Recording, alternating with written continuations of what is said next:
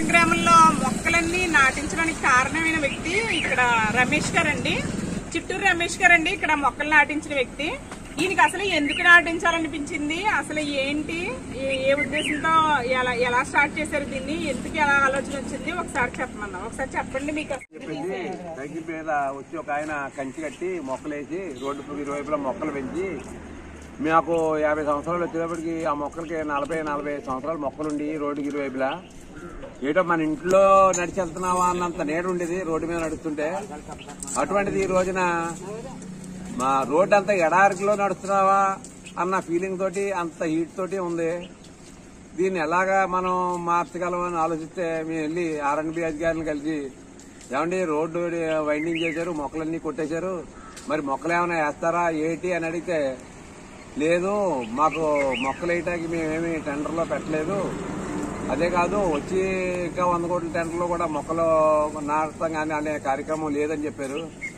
అందువల్ల ఏంటంటే ఈ మొక్కలు ఎలాగా నాటాలని నాకు స్నేహితుడు ఆధ్యాత్మికంగా పరిచయమైన సుబ్బారావు గారిని ఫారెస్టర్ గా రిటైర్ అయ్యి నర్సరీలు పెట్టి ఎన్నో మొక్కలు పెంచుతూ ఆయన నా మాట చెప్పగానే 270 మొక్కలు నేను ఫ్రీగా ఇస్తాను, మీ ఊర్లో ఎన్ని మొక్కలు అయితే నాటుతారో అన్ని మొక్కలు నేను ఇస్తాను, ఒక మొక్క కూడా చనిపోకుండా మీరు పెంచితే చాలు, అదొక్కటే మీరు చేయండి అని అన్నారు.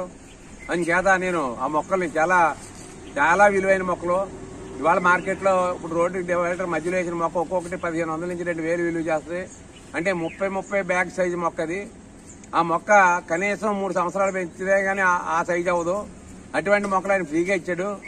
ఆయన ఫ్రీగా ఇచ్చిన ఆ మొక్కలు తెచ్చి నాటదాం అనుకునేటప్పటికి రోడ్డుకి ఇరువైపులా నాటితే మొక్కలు కదయ్యి, అంటే ఫ్యాన్సీ మొక్కలు మనకి రోడ్డు మధ్యలో నాటితే బాగుంటుందనే ఉద్దేశంతో ఆ మొక్కల్ని గత 20 రోజుల నుంచి నీరు పోసి శుభ్రంగా ఎండిపోతున్నాయి ఏంటి మొక్కలు చంపేస్తున్నాడు రమేష్ గారు అన్నారు.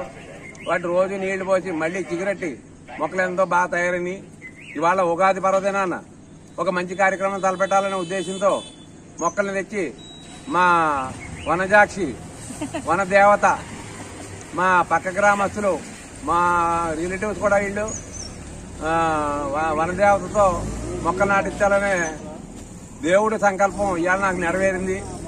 అలా ఈ మొక్కని ఈ ఊరిలో కాకుండా సీతానార మండలంలో ఉన్న రోడ్డుకి ఇరువైపులా రోడ్డు మధ్యలోనూ వచ్చే పుష్కరాల నాటికి ఇది కాటవరం గ్రామంలోనే మొదలైన కార్యక్రమం ప్రతి గ్రామంలోనూ మొదలయ్యి ప్రతి ఇంట్లోనూ మొదలయ్యి ఒక వనంలాగా ఈ గ్రామాన్నే కాదు ఈ మండలాన్ని తయారు చేయాలనే సంకల్పం పెట్టుకున్నాం.